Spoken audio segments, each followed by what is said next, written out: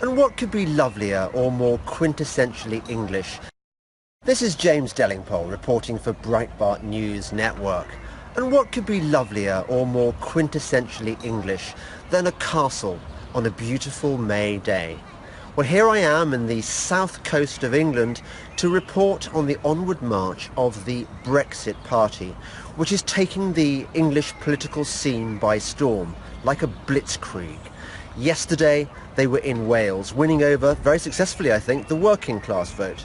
Here today they are in the south of England, winning over, I would imagine, the middle class English vote. Anne Widdecombe, Conservative legend, you were a senior minister in the John Major government, and I would have thought of you as the kind of Conservative, when they cut you in half like a stick of rock, you'll have Conservative written across the middle, and yet here you are, you've jumped ship, you've joined the Brexit Party. Tell me why.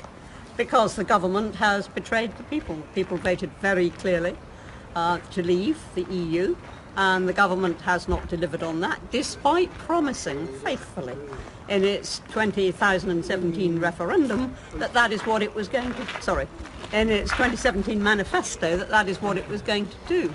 And Theresa May said in terms in that manifesto, in black and white, no deal is better than a bad deal, and she's pursued a bad deal ever since. Are there any other issues, apart from, Brexit obviously is jolly important, but are there any other areas where you've been disappointed in the direction the Conservative Party has taken in the last few years? Well, I've been disappointed in the way that the Conservative Party, but it certainly isn't unique to the Conservative Party, has been completely taken along the route of political correctness, further and further away from freedom of speech, about which I do feel very strongly. But at the moment, I've got one aim, which is to get Britain out of the EU according to the will of the people in 2016. Yeah, you were in the Oxford debate on no platforming the other day, and you won. Yes. Tell me. We did win, and we didn't just win. We won comprehensively, 224 votes against no platforming to 49 votes in favour. That's pretty good for a student body these days. Well, unusual as well, because I noticed that universities are becoming very politically correct. Which is why I'm extremely grateful to the Oxford Union for going in the opposite direction, and they did, and they gave our side a standing ovation. I'm a natural Tory who feels that he's been left behind by the party, some time ago actually. Do you have any theories as to why the Conservative Party has gone in the direction it has and disappointed so many people? Well, I think at the moment what we're largely governed by is muddle. I mean, Theresa May has just made a complete muddle of everything. And the Conservatives have always been synonymous with competence.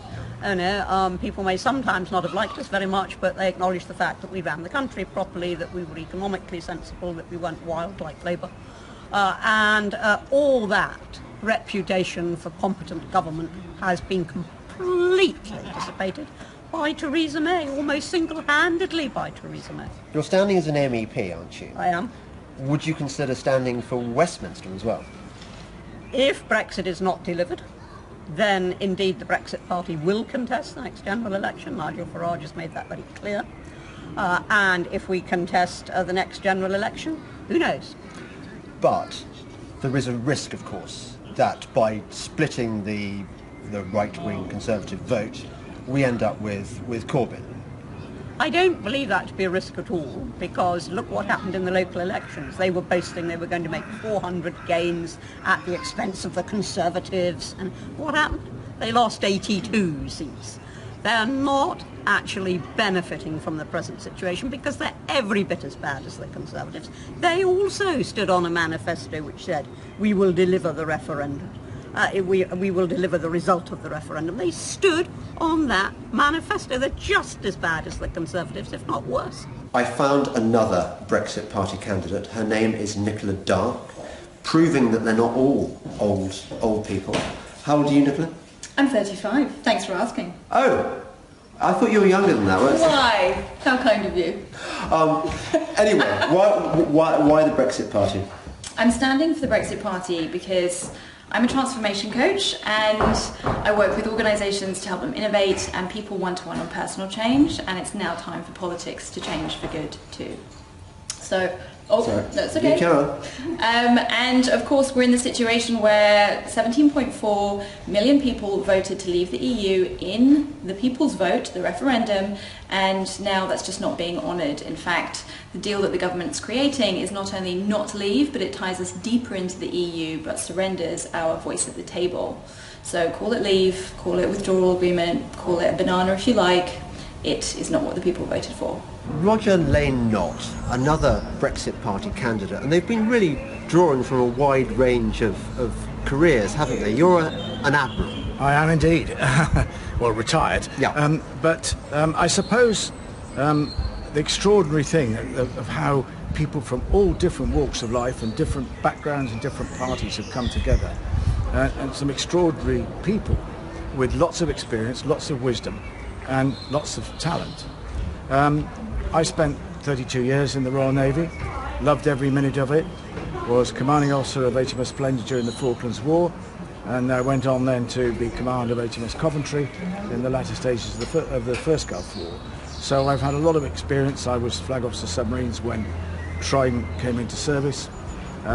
So since then I've worked in the field of agricultural engineering, and my real passion these days is Veterans for Britain. I'm a director of that along with a few other worthies, and we've been spending the last 4 years since before the referendum trying desperately to unhinge what the government's been doing to suck defence and our armed forces into a European defence union. And there's been a huge number of under the table agreements made which have not had any parliamentary scrutiny, have not even been in front of the House of Commons Defence Committee, and they're all sitting there waiting to be signed the day we leave. And the withdrawal agreement, if that's what you want to call it, Mrs May's deal, whatever you want to call it, is absolutely awful for defence. I don't call it a deal, I call it a surrender treaty, because that's the sort of thing that would happen when you surrender in war. It's that bad. I decided to join the Brexit Party. My moment, I suppose, was when Michael Gove backstabbed Boris, because we really needed a Brexiteer to run the negotiations. And it all started to go wrong right from the very beginning, when we didn't go in and say to Mr Barnier, right, we are leaving on the 29th of March. That is it. Take it or leave it. And instead we allowed them to run the whole of the programme, and that's really where we started to go wrong. And after that we were just running. And if you've seen the BBC 4 documentary that was put on last week, Storyville, of behind the scenes in Brussels, if that doesn't make you want to leave the European Union, I don't know what does. You were a Conservative. Was it hard leaving the party? I think it probably was. I've been a Conservative since I've been 18. I was a member until just recently, and I was struggling to do that, but I just could not see how the Conservative Party could get this deal through. Presumably, given that you were in the Falklands, your model of a Conservative leader is Maggie, is it not? Absolutely. I mean, I've got lots of experiences of, and when there's a lovely story. When we had a dinner afterwards with all the commanding officers, we were in a line, and John Fieldhouse said, "This is Roger Lane, not HMS Splendid," and straight away she said, "Oh, was it a problem when I took rules of engagement away from you on the 21st of May?" I said, "Yes, actually, Prime Minister, it was." I mean, but no, we had the perfect Prime Minister who actually was, from a military point of view, you've got decisions.